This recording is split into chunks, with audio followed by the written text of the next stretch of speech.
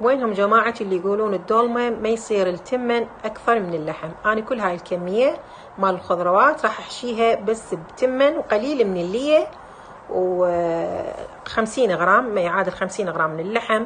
هاي طماطيتين عندي، وهذا الشبنت وكرفس، البصل والشجر والباذنجان، من أحفرهن ما أذب الحشو مالتهن، أعوفن على صفحة بعدين استفاد من عنده. هسه اول ما نبدي ناخذ الخضروات اللي حفرناها، ناخذ البطن مالتها ونثرمه بمحضرة الطعام، واخلي ربع كوب زيت بالطاوه. هسه تقولون الربع كوب هوايه، اقول لكم لا، يعني انا ما مخليه لحم واللي هي قليله، حتى لا تصير الدولمه ناشفه اخلي ربع كوب واحمس هاي الخضروات بيها. هاي حمسنا الخضروات هيك كل زين بحيث شفناها هيك شقرت، يعني صارت شقره. هسه انتم تلاحظون انه هاي الطريقه اذا سويتوها انه احسن ما تخلوها نيه، يعني الطعم مالتها راح الخضروات يختلف.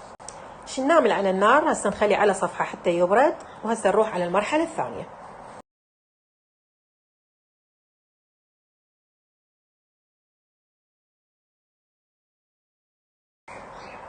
هسه خليت تقريبا خاشوقتين زيت، مو اكثر مو هوايه، وهاي 4 خواشيق عندي معجون. راح اقلي هسه المعجون، يعني بحيث اشوف المعجون يفصل حتى الزفره مالته كلها تروح. هاي لاحظوا شلون عندي فصل المعجون. هسه نطفي عليه النار ونخليه فوق الحشو اللي قليناه قبل شويه، ونخليهم اثنينهم يبردون.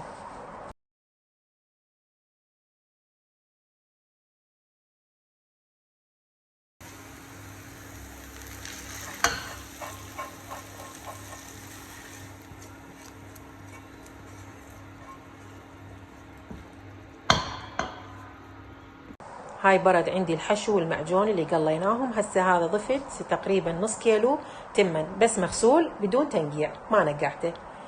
ضفته فوق الحشو، وضفت وياهم الكرفس والشبنت، انا يعني ثارمتهم ناعم، وطماطيتين صغار ثرمتهم بايدي ناعم، وايضا ضفت الليه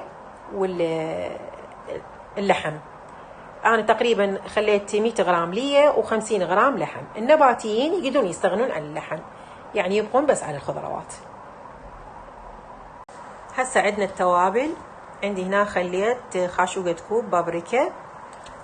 عندي هاي هسه البهارات، تروحون للعطار تقولوا له اريد بهارات الليه، اذا توفرت خير على خير، ماكو يعني تقدرون تستغنون عنها، بس هي الطعم كلش طيب الدولمه. خليتي هنا انا خاشوقه كبيره. هذه هنا خاشوقه كوب بصل باودر، هنا صار عندي غلط مطبعي، جيت اذبها هناك مو فوق الدولمه.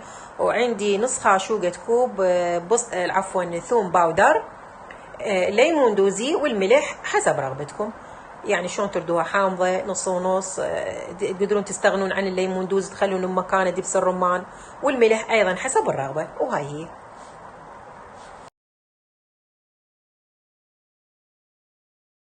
جبت جدريه هسه، خليت العضود مال السلق وخليت باقله، وهنا عندي افخاذ مال دجاج سالقتهم نص سلق. ولا تقولوا لي الدجاج زفر بالدولمه، نهائيا مو زفر، لان راح يمتص الروائح مال الخضروات اللي بالدولمه كلها وتروح الزفره مالته.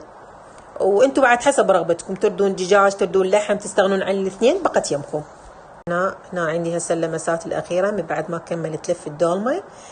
خليت هاي الاوراق مال السلق، غطيت الدولمه بيها.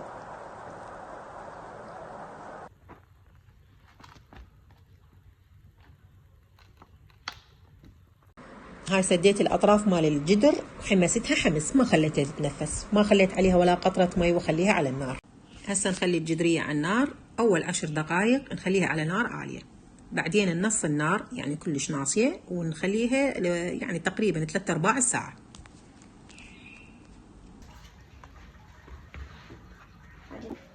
يا الله، بسم الله.